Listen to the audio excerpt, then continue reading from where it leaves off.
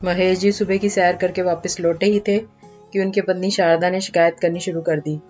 शारदा, देखा आपने अपनी बहू के रंग, मैंने पहले ही कहा था।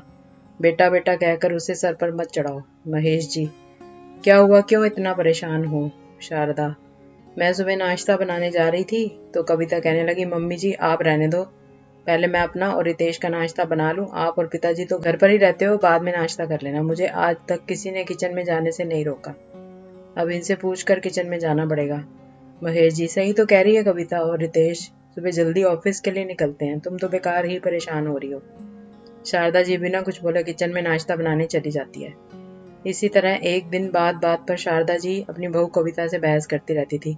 एक दिन रितेश ने कहा, रितेश पापा मैं सोच रहा था कि कहते कहते वह रुक जाता है। महेश जी, क्या बात है बेटा, साफ साफ बोल। रितेश, पापा माँ और कविता में हर दिन बहस होती रहती है, क्यों ना हम अलग रहने लगे। तभी वहाँ शारदा जी आ जाती हैं। शारदा जी, हाँ तो माँ रानी ने पट्टी बढ़ा दी। रितेश, नहीं माँ ऐसी बात नहीं है, लेकिन ऐसे ही चलता रहा तो आगे बहुत परेशानी हो जाएगी। महेश जी, बेटा जैसा तुम चाहो, अगर तुम्हें ऐसा लगता है कि यही सही, हम चाहते हैं कि सब खुशी खुशी रहें। यह सुनकर शारदा जी रोने लगती हैं। शारदा जी, एक ही बेटा है हमारा और आप उसे भी अलग रहने की बात कर रहे हो। महेश जी, जाने दो उसे, हम किसी को बांध कर नहीं रख सकते। अगले दिन कविता और रितेश अलग घर में रहने चले जाते हैं। इसी तरह कुछ दिन बीत जाते हैं, दोनों कभी कभी मिलने आते थे। एक दिन रात को 1 बजे रितेश का फोन रिंग होता है। दूसरी तरफ महेश जी थे।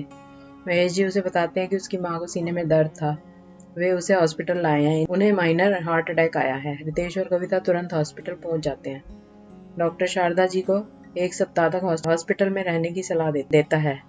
कविता दिन रात शारदा जी की सेवा करती है, वह अपनी नौकरी की चिंता करे बगैर दिन रात हॉस्पिटल में रहती है। इधर रितेश घर पर महेश जी का ध्यान रखता है। 1 सप्ताह बाद जब डॉक्टर उन्हें डिस्चार्ज करता है तो कविता कहती है, कविता, माँ को हम अकेला नहीं छोड़ सकते, हम अब माँ पिताजी के साथ रहेंगे।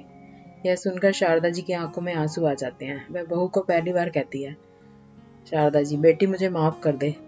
कविता, माँ जी आपकी बेटी होती तो क्या आप उससे माफी मांगती? आज से आप कितना भी डांटे, मैं आपको छोड़कर नहीं जाऊंगी। एक पल आपको खोने के ख्याल से मैं सिहर उठी। उसके बाद चारों अपने घर के लिए निकल पड़ते हैं। अब बहू बेटी बन गई थी, इसलिए शारदा जी और कविता में कभी अनबन नहीं हुई।